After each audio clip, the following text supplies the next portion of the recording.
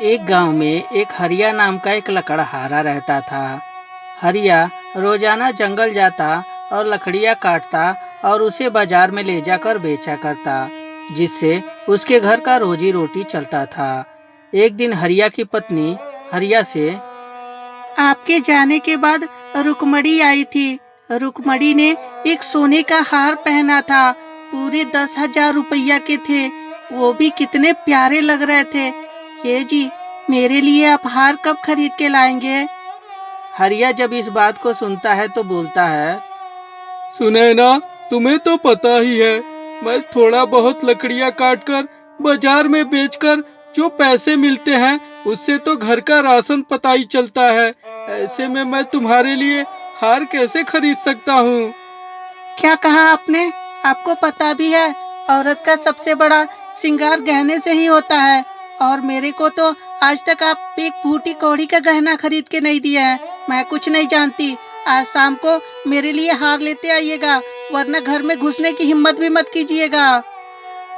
सुनैना की बात सुनकर हरिया शॉक्ड हो जाता है और कहता है, जब तुम्हारी यही जिद है तो मैं तो यही कहूँगा कि शाम को अगर जो हार लाया तो ही मैं घर आऊँगा, वरना मैं कभी घर लौट के नहीं आऊँगा।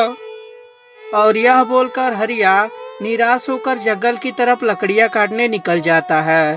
थोड़ी दूर चलने के बाद, ये कैसा विपत कपार पे चढ़ गया। अब मैं अपनी पत्नी को कहाँ से हार ला कर दूंगा। मेरी हालत इतनी ढीली है कि मैं 2 वक्त का खाना ही जुटा पाता हूँ, वही काफी है। ऐसे में मेरी पत्नी मुझसे हार का डिमांड करके अच्छा नहीं की है, लेकिन मैं भी तो एक पति हूँ। मेरा भी तो फर्ज बनता है कि अपने पत्नी को खुश रख सकूं, परंतु ये गरीबी, ये मुझे कहीं की नहीं छोड़ती। और यह बोलकर हरिया जंगल में धीरे धीरे चलता ही जाता है। वो अपने पुराने ख्यालों में इतना ज्यादा खो जाता है कि उसे पता ही नहीं चलता कि कब वो जंगल के बीचों बीच पहुंच जाता है। अरे ये क्या, मैं तो जंगल के बीचों बीच चला आया। मैं भी कितना बुद्धू हूँ, लकड़ियाँ तो सारे किनारे पे ही थी।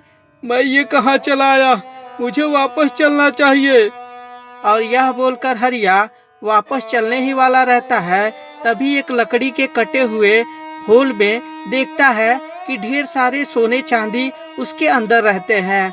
हरिया जब देखता है तो उसकी आंख खुली की खुली रह जाती है। अरे ये क्या, मैं कहीं सपना तो नहीं देख रहा। ये कैसे हो सकता है? भला जंगल में इतने सारे सोने चांदी, ये तो चमत्कार से कम नहीं है। और यह बोलकर हरिया उसे जल्दी से गठरी में समेटकर अपने हाथ में रख लेता है और लेकर अपने घर पहुंचता है। उसकी पत्नी को दिखाते हुए बोलता है, ये लो सुनैना, तुम्हें गहने चाहिए थे ना, इससे तुम अपने लिए एक अच्छा सा गहना बना लेना, और जो सोना बचेगा उससे हम अच्छा खासा अपने लिए घर बनवा लेंगे, जिससे अब ऐसों की जिंदगी कटेगी। सुनैना जिद्दी स्वभाव की तो थी, परंतु साथ ही साथ बहुत ज्यादा समझदार भी थी और अपने पति से बोलती है, ना ना, ऐसी गलती मैं कभी नहीं कर सकती। ये काम करिए, इस सोने को ना आप छुपा कर रख दीजिए। ये हमारे आने वाले समय में काम देगा।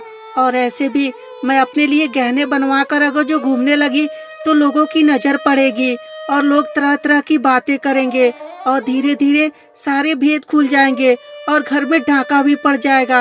आप एक काम करिए, पहले धीरे धीरे करके हम लोग एक अच्छा सा घर बनवा लेते हैं, फिर उसमें धीरे धीरे करके अपना जीवन संभाल लेंगे, क्योंकि इतने सारे सोने चांदी हैं कि हमारा पूरा जीवन ऐसे ही सुखमय कट जाएगा।